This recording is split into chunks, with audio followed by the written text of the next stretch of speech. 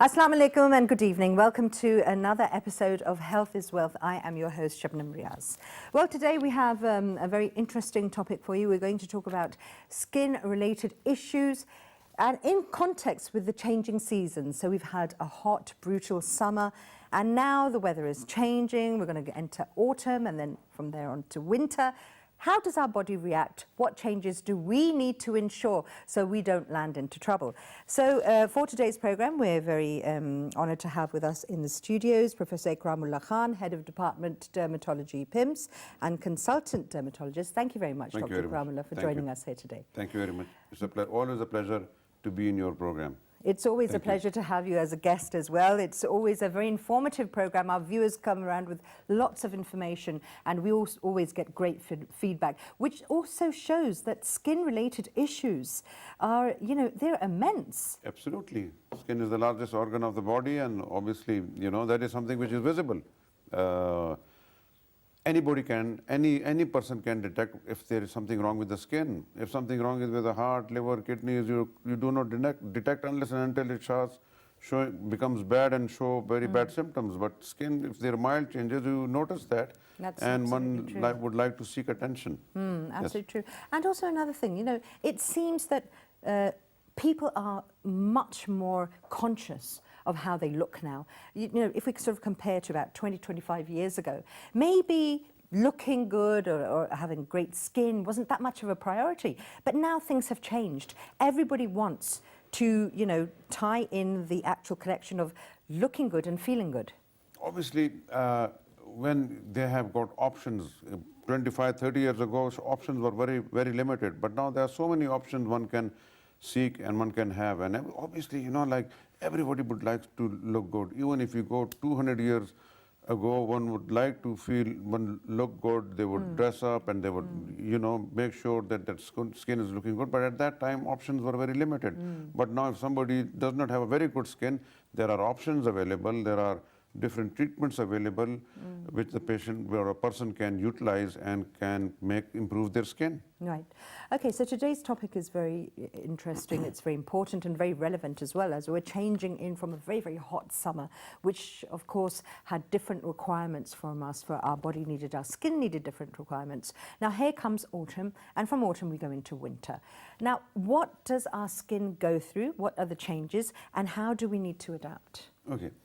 Now, the first thing that whenever winter sets in, we all put heaters in our room or wherever we work.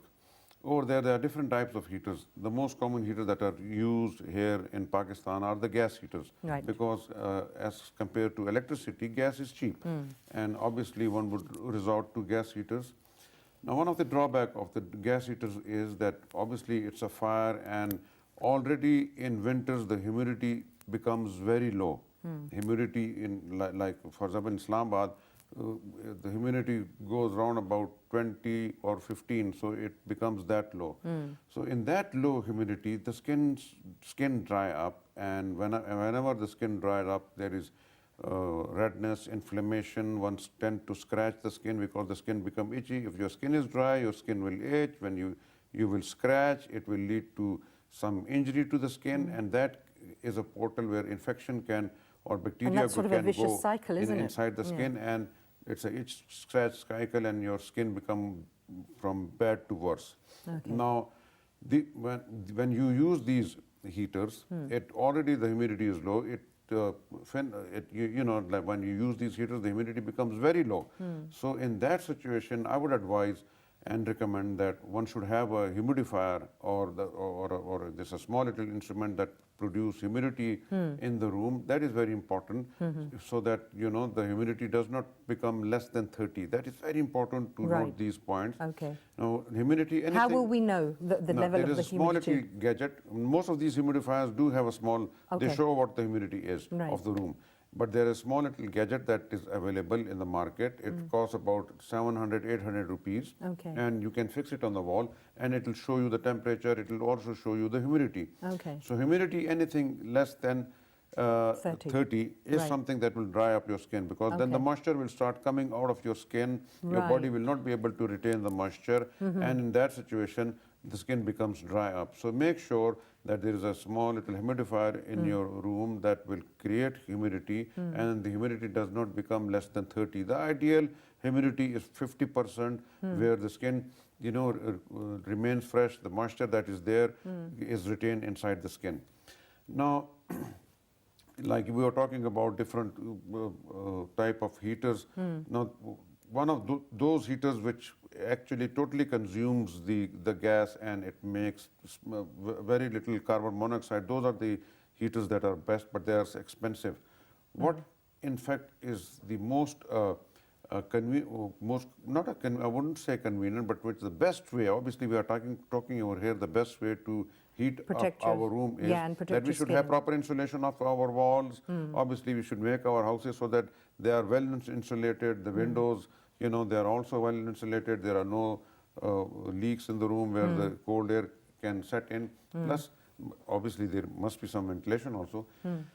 Now the water heaters, they are very good. They do not, they are something that produce a very pleasant heat. You can utilize the same boiler that heats up your water when you take a shower. System, It will also, you can utilize that boiler to heat up your room also by fitting a small little water radiator in your room or wherever your living place where you're living in. So that is something, the heat that is produced by that particular water heater does not consume so much of the moisture, and also it does not produce carbon monoxide. That is very important. Right. Now, when we talk about the humidity, the other thing that we talk about the gas heater is that they harmful effects, carbon monoxide. Carbon monoxide. Now, carbon monoxide is very bad for our health, let alone the skin. So these are the points one should take into consideration. And whenever, obviously the winter is setting in, so we should wear warm clothes, stuff like that. Skin dries up, one should Any regularly... fabrics that give you sort of allergies, skin allergies? It all depends on the patient. Some patients are not allergic to wool, so wool is very good because it's a natural thing, but some patients are allergic. So one can have something made up of cotton, obviously with padded cottons, they can, you don't retain your body heat, and that is also good enough. Right. Now, use of moisturizer in winters is very important. One can have, there are different type of moisturizers. Sorry to interrupt you. Can you use the same moisturizer that you're using in summer?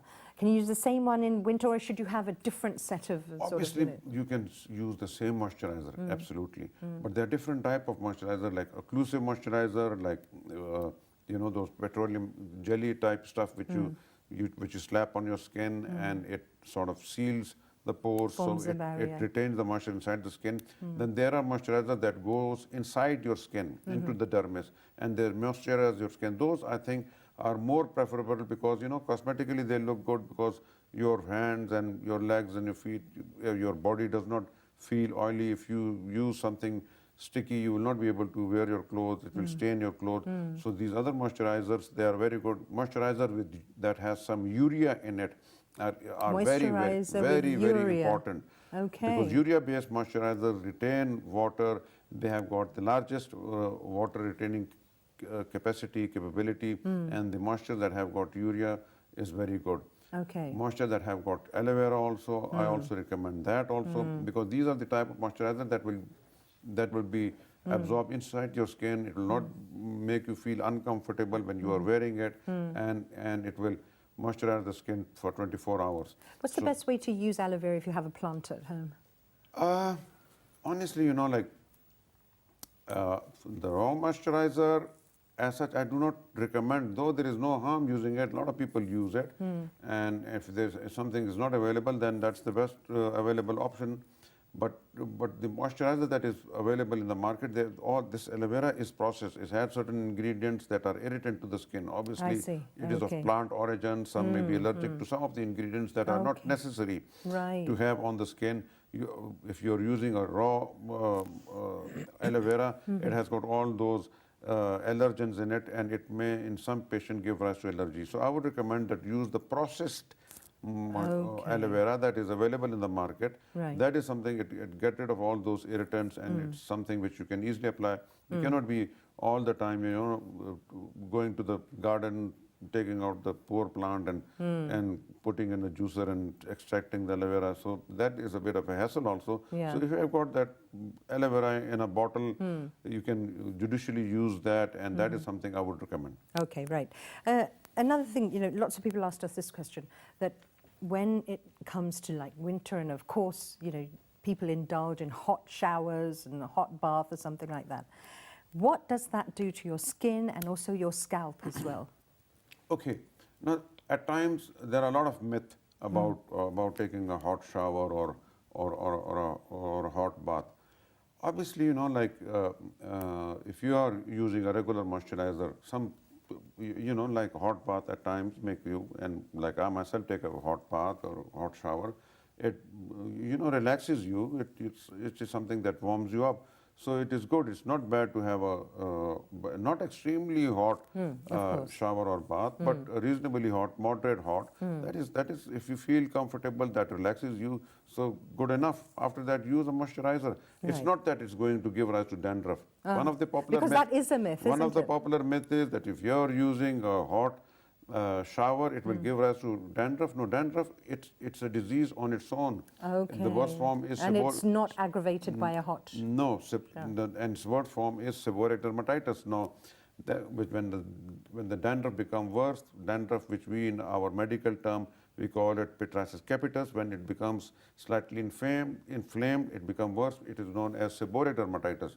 Now, that is a disease on its own that manifests itself in the form of dandruff. Now you have to, that is not due to taking a hot shower. There are genetic predisposition which makes one prone to seborrheic dermatitis, and seborrheic dermatitis in most of my patients that I see, and generally all over the world, are associated with those patients who have got some amount of stress in their life. And so stress is an aggravating factor. Stress is an aggravating factor for seborrheic dermatitis or dandruff in the scalp. Is diet as well? Not exactly. Not exactly. I would not call. No, it has not been scientifically proven that seborrheic dermatitis can be aggravated with certain amount of diet. That again is a myth. So basically, the other thing that seborrheic dermatitis is common is with those patients who also have acne. So seborrheic dermatitis and acne go hand in hand. And both these problems, though they are primed by our genes, but obviously, stress plays a very important Major role in that it. seborrheic dermatitis, that acne may remain latent, may never appear on the skin if the predisposing factors are not there. And one of the predisposing factors is stress. Okay. So these days we see a lot of patients with seborrheic dermatitis. Obviously, somehow or another, the stress level Is it affected by the weather? Winters at times, sometimes, when you don't see the sun and there are clouds all the time, so generally make one a bit gloomy and depressed. Obviously, that is why in Europe and other countries, depression rate is more as compared to countries with a lot of sunshine.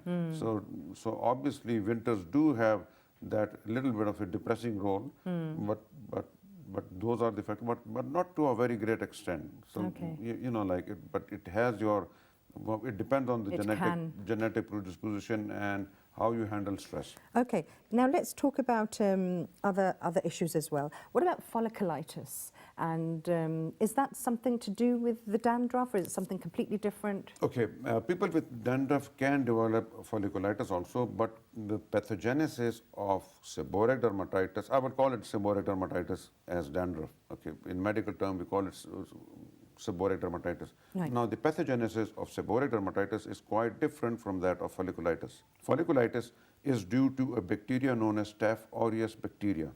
Some people do not have immunity against the Staph aureus bacteria, so they are prone to be infected by Staph aureus bacteria. This bacteria goes inside the hair follicle and gives rise to inflammation that is known as folliculitis.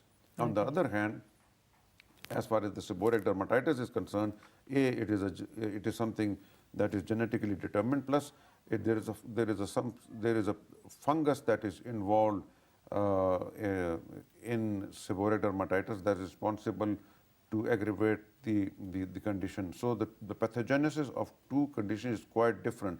Folliculitis is one disease, seborrheic dermatitis is a separate disease. There is a possibility that the both of them can coexist together, but obviously they too are two different conditions. And the treatment of folliculitis, is it just, for medicines and afterwards? No, it depends where the folliculitis is. Okay. Now, let's suppose folliculitis is on the scalp or in the beard area. Then in that situation, the treatment is topical antibiotics and oral antibiotics.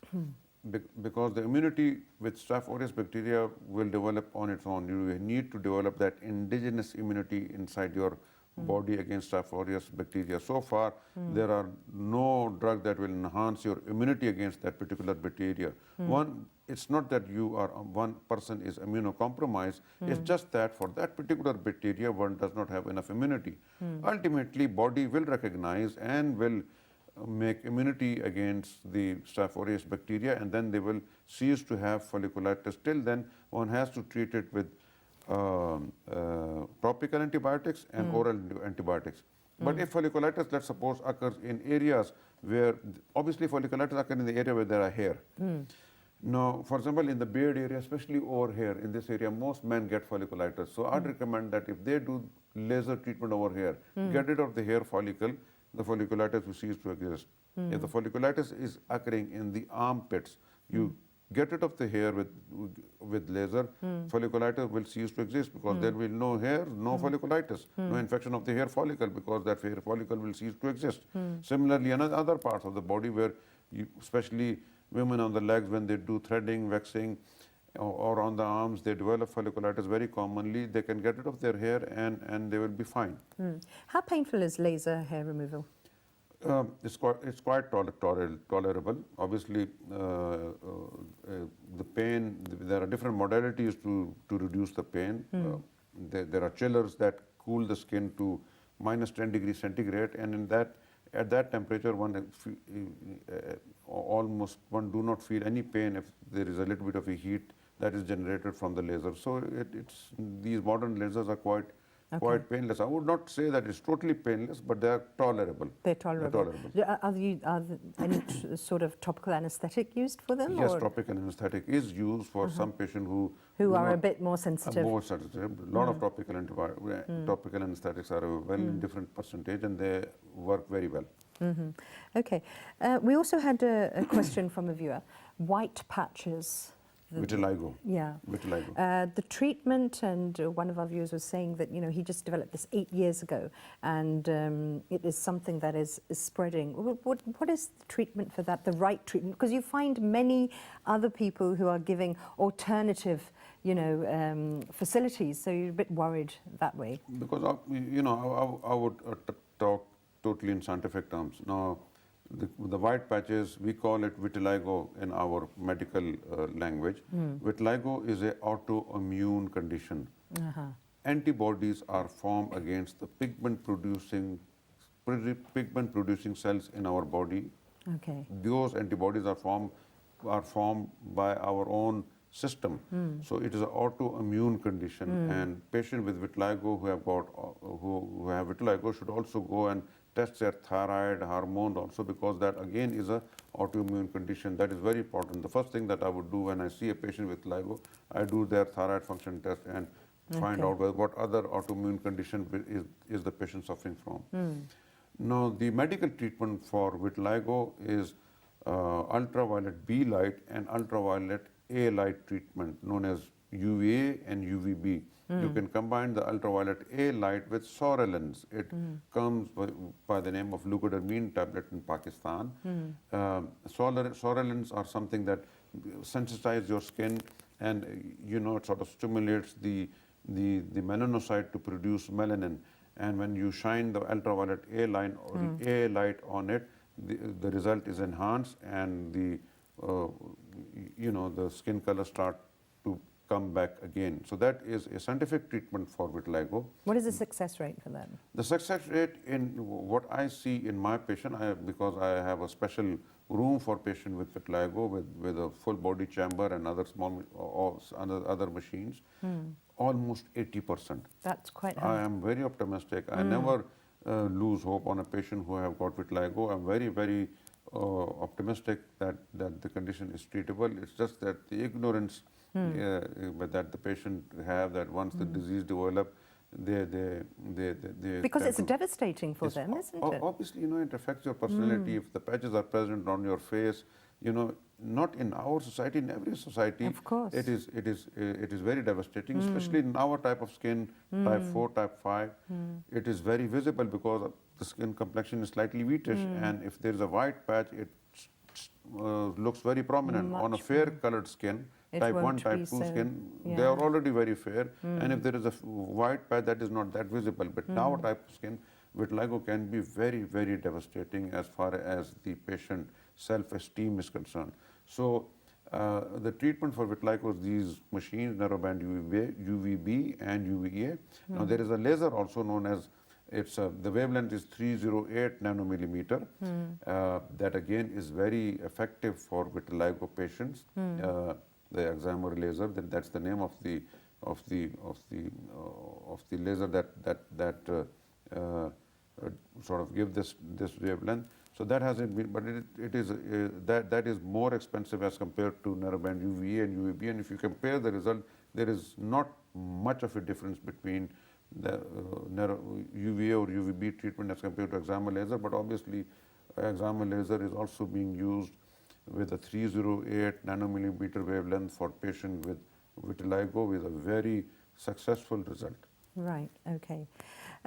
We hear a lot about, drinking lots of water will give you fantastic skin. So how much of that is, how much water do we basically need? And especially in winter when we've spoken about the other drying effects of heaters and everything.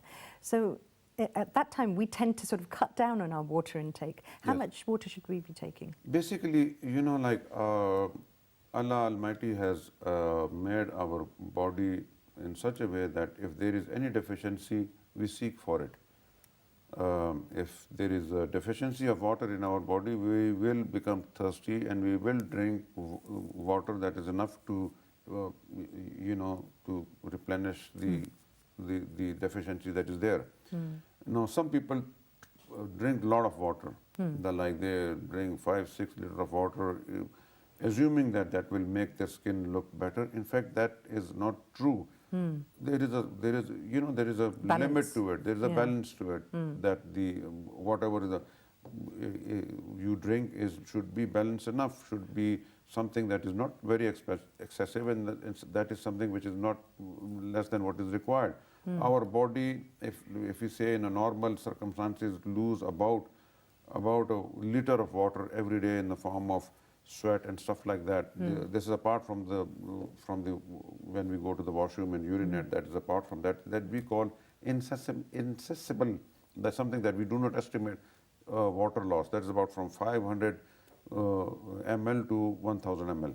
Okay. And when we have temperature, obviously that incessible, if I'm pronouncing it properly, the water loss is about 1500 ml or 2000 ml. Okay. So in that case, we should drink more water. But if on average, if I look at it, about 2 to 3 liters of water per day will be enough for our system if we have to really give it into figures. But obviously, body is something, we get thirsty and then we drink water. That is something which one should follow. But at times, there are certain people who are lazy enough not to drink, or they are sitting in one place, and even if they are thirsty, they don't feel that much. So in those patients, those people, I would recommend that they should make sure that they do drink at least 2 to 3 or 3 liters of water every day. Right, okay. Would that be the same for summer and winter? Would that, or would Obviously, you have in summer to... it's more because the incessible loss of water in summer is much more But if profound. you are out in the sun or you are exercising, you will be losing at least 2 to 3 liters of water in your sweat, which you do not calculate, and you have to. That is a deficiency that is created, and one has to restore that deficiency. And apart from that, body needs water for the metabolism. Whatever Functions. we eat or whatever our day-to-day activities, our cells, they need to be bathed in water, and they need water for proper metabolism. Right, absolutely true. Okay, so because today's program is about the changing weather and it being very cold and everything else, you see lots of people complaining about, you know, the hands and their heels and their feet as well. What's the proper care there? The proper care is that, you know, some people, one thing, some people are fond of washing their hands 1 million times a day. So I would recommend not to do that, because that's an obsessive compulsive disorder. Obviously, one should wash their hand whenever they are eating or doing something, you know. But too much excessive washing of the hand is something one should avoid. Using, like some ladies, or people who work in the kitchen and they wash the dishes or whatever, obviously they come in contact with the detergent, so that also dries up their skin and has an irritant effect. So obviously in winters the skin becomes dry, there is, because of the less moisture in the atmosphere. So again I would emphasize to use a moisturizer all the time. For cracked heels, I would recommend that one should use occlusive moisturizer like petroleum jelly, and if they have to enhance the effect, if the cracked heels are not healing, then they can, you know, wear a sock on it, so that the emollient or the petroleum jelly that you have used, it stays there or there. At times, if the condition is very bad, we in fact put polythene gloves or polythene sheet on that particular area where the heels are cracked. That helps very well, because then in that situation the moisturizer that sticks onto the skin, it is not rubbed off by our clothes, and in few days, 2 or 3 days, the cracked heels, they heal if you use a polythene sheet on it. Okay, so let's talk about changing times as well. Before we used to have soap and water, washing our hands with soap and water, washing our faces with soap and water. Now we have different types of hand washes and facial washes as well. There are many people who don't use shampoo and they use soap. They're more comfortable with using soap as well. What is the difference there? What should a person be mindful of if they're you know, using hand washes and face washes? Obviously, you know, again I would say that this is a business. Obviously, you know, if the soap is in the liquid form or it is in the normal solid form, it is one of the same. It is the detergent. Now, if you have got people are fashionable, if they then would like to use a facial wash and not use the solid soap, it's all up to them. But they work the same. The function is the same. Function is the same. Similarly, it goes for the shampoo also. One You thing have I would all like to these say. shampoos, sorry to interrupt you, have all these shampoos making these amazing claims, you know, and then you sort of think that you're just using it for a little while and then it's going to be washed off. So how does that? They're all claims. No, there are certain medicine that come in the form of shampoo, like for seborrheic dermatitis, there is one chemical known as ketoconazole. That is very, because as I said that seborrheic dermatitis has got this fungal element in it. So ketoconazole is antifungal. So obviously it comes in the shampoo form also. So that is helpful in patient with seborrheic dermatitis. Other than that, all these fancy shampoos, and some shampoos are very, very expensive. I honestly fail to understand what is their advantage. Now shampoos that claim that they lead to less hair fall, again that is a myth. Shampoo has got nothing to do with the hair fall. There is no such thing as shampoo that will prevent the hair fall. Hair fall has a total different pathogenesis. Shampoo is not going to cure it. So obviously, if even very huge companies, foreign companies, when they write that it will lead to stoppage of the hair fall, that is a absolute plain lie. It does not do that. So if one is comfortable with soap, washing their hair with a soap, good enough. If one is comfortable with shampoo, good enough. So there is not much of a difference. At times the hair, like all the shampoos, some of the shampoos have got these conditioners and stuff like that make your hair a bit silky, that looks good, or may the frizz that is there, or the static that is produced into the hair, some of the shampoos that can help that. So in that situation, they do have an advantage. Okay, I'll have to interrupt you there. We're going for a break, but don't change the channel.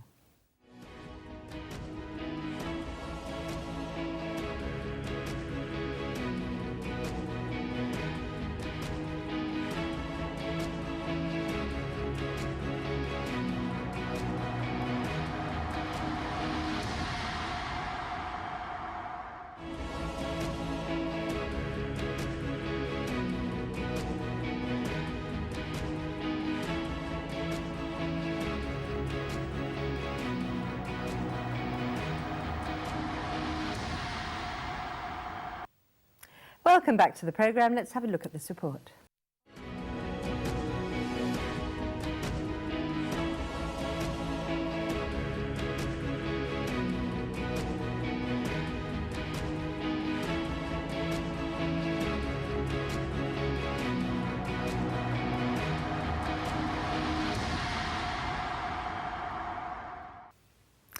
Okay, we've been having a fantastic programme here today talking about the effects of the changing seasons on our skin. Professor Ikram, Ullah, you've been very kind to take time out of your busy schedule, be with us here today. Okay, now we like to hear from you, you know, innovative, all those new things that are going on in dermatology and the things that people can benefit from. Tell us about melasma. Okay, that's a very interesting question, and as we were discussing earlier, I have been in my practice for the last almost 30 years now. One thing I have observed very consistently, and I've been treating melasma with medicine, and I have got all sort of lasers available with me to treat melasma. For our viewers that don't know, what exactly is melasma? Okay. Now, melasma is abnormal pigmentation on the skin that usually appears in pregnancy. You see those brown patches in the shape of a map on the face. Very common problem, very common in our society, in our part of the world. Okay. Subcontinent. Are freckles and melasma something different? Freckle is different. Freckles are more common in fair complexion people, and there are small little tiny dots present on the face. Melasma is a sheet of pigmentation that looks like a map, a dark brown pigmentation on the face. That is melasma, and usually appears in pregnancy in many patients, and can be to a certain extent stress related also, because stress promotes melanocyte stimulating hormone that leads to melasma. One thing I have seen very consistently in my patient with melasma, if I look at very carefully under a very high magnification, I see tiny little blood vessels around the melasma. Now those tiny little blood vessels are known as capillaries. Now those are useless capillaries that do not serve any function in the skin, because all the nutrient blood vessels that are there are deep in the dermis and they are not visible on the skin. These little tiny little red colored capillaries that are present on the face around the melasma are, in my opinion, to a certain extent responsible for the creation of melasma. My theory is that in pregnancy a lot of hormones are produced that leads to new vascularization. Obviously the placenta requires a lot of new blood vessels so as to support the fetus. So that same phenomena may give rise to capillary formation on the face also. Those are useless capillaries, and when they break, they release RBCs. RBCs have got hemoglobin, hemoglobin have got iron, hemosiderin that is responsible for brown pigmentation. I will give you an example. You must have seen patients with varicose veins, and if you look at their legs, they have got all sort of abnormal dark brown color pigmentation on the legs. There is a condition known as capillaritis on the legs. The condition is known as Majocki's disease, and that manifests itself as a brown patch on the leg. So this particular capillaries or capillaritis on the face can give rise to melasma. I have started treating quite a few of my patients with a laser known as pulse dye laser. It's a V-beam laser, and that's a laser, is a vascular laser that sort of get rid of these small little tiny capillaries, and I have seen dramatic improvement in melasma. So I'm going to investigate more, and I'm going to publish this in one of these international journals, my study that for treating melasma, the vascular laser has got a very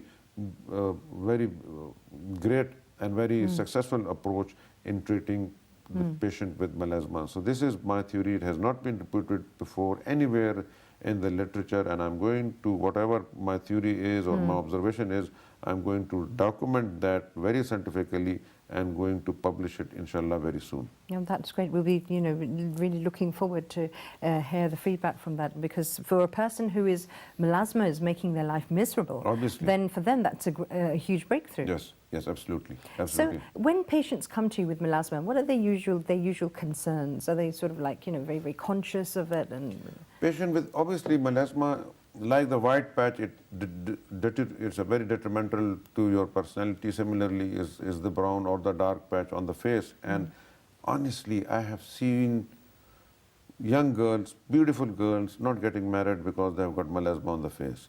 I have seen marriages breaking down because of melasma on the face. I'm not exaggerating, I have seen that in my practice. And melasma in that situation obviously is a great problem, because if a person who has melasma, they are thinking about the melasma all the time, so they are not the productive member of the society anymore.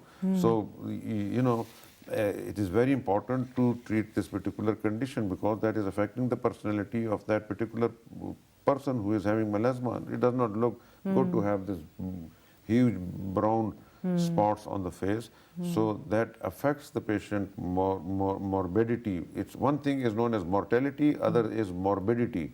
Mortality is something you die from. Morbidity is something that affects you and you no longer are useful to the society or to yourself or to your family. That is morbidity, which is a downtime, like you're out of work and out of every social contact. That is the morbidity. So melasma, though it may not affect the mortality of a patient, but it certainly affects the morbidity of a patient. Right, okay. Professor Ikram, thank you very much for being with us here today. Unfortunately, we've run out of time. There's so many other things that we could have spoken about as well. We look forward to having you again on the program, because the information that is exchanged during, you know, shows such as this, we get immense feedback and people really, really benefit from this. So thank you very much. Thank you very much. I'm always a pleasure and an honor to be in your program. Thank you very much. Thank you very much. Okay, so with that we come to the end of today's program. Some really, really important points that Dr. Ikram gave us. Humidifiers, the importance of checking how much humidity is in the air that surrounds you will help you with your skin issues. It should not be less than 30%. Also, he said that moisturizers with urea, look for those as well, which will, you know, help you in protecting your skin during the harsh winter months. Also, if you want to have a bath or a shower with warm water or hot water, that is fine as well. And basically, soap and water will also do a great job for you as well. So until next week, see you next time. Bye-bye. Stay happy, stay healthy.